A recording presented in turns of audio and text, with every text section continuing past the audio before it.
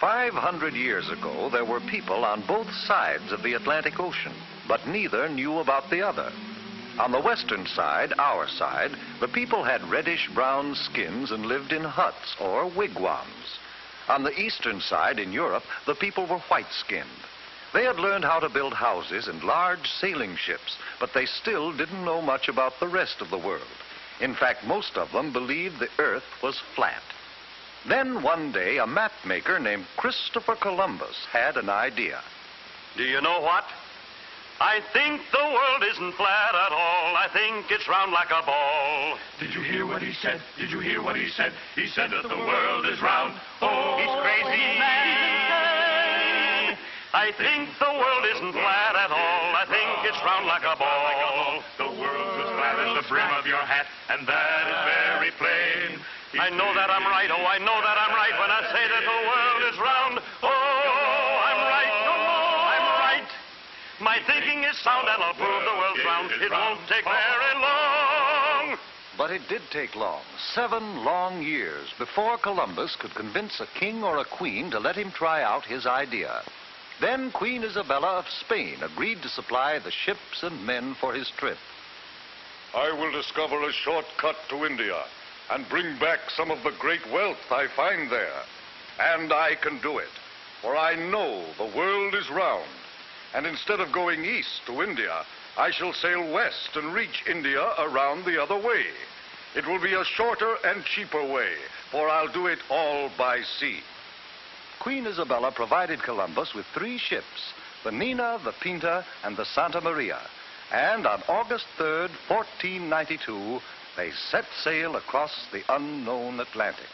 High on the foaming tide, over the ocean, onward our ships will ride, onward, my sailors.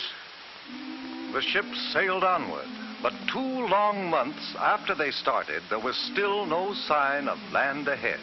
Turn back, Columbus. Turn back, Columbus. We'll not turn back until we find India. Onward, men! By October 10th, the sailors and the crew were ready to take matters into their own hands. If Columbus won't do as we ask, we'll put him in chains. And we'll turn the ships around ourselves. Wait! Have you heard? One of our men has just seen a branch in the ocean. What of it? It had fresh berries on it. That means we're near land. Hooray! 2 days later, the ships reached land, and Columbus and his crew saw the people with reddish-brown skins who lived there.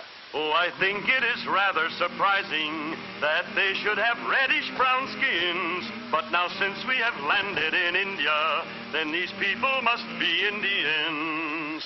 We'll call this part of India San Salvador, and I take possession of it in the name of the King and Queen of Spain. The people Columbus called Indians were very friendly, and they gave Columbus and his men many gifts, but not the rich jewels and gold for which they had come. For Columbus really wasn't in India at all. He was on one of the islands off the coast of America. But because of Columbus's mistake, the natives of America have been called Indians ever since. Columbus visited other islands near San Salvador, looking for the great wealth of India. And then he and some of his men returned to Spain. Hooray for Admiral Christopher Columbus!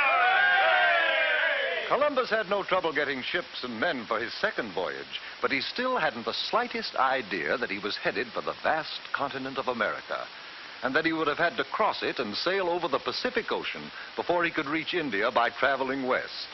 The men of Europe were no longer afraid of the ocean. Columbus made 2 more voyages, and other explorers followed. But each year on October 12th, we celebrate Columbus Day, the anniversary of that day in 1492, when Columbus first sighted the land of the New World, America.